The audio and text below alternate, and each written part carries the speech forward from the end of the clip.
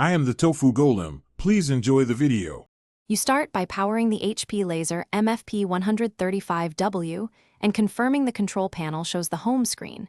That confirms hardware is ready.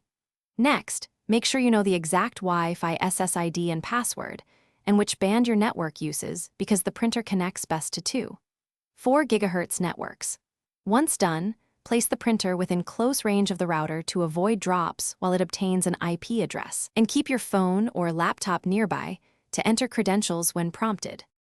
You navigate the printer menu to network or wireless settings and choose the wireless setup wizard. This is where the printer scans for available SSIDs.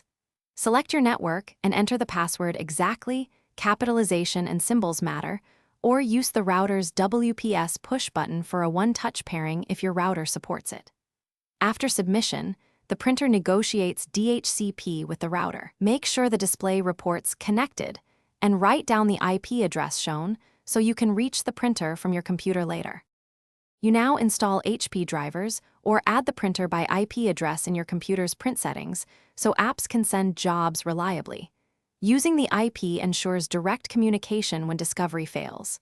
Then, print a network configuration page from the printer menu to verify SSID, IP, and signal strength so you know the link is stable.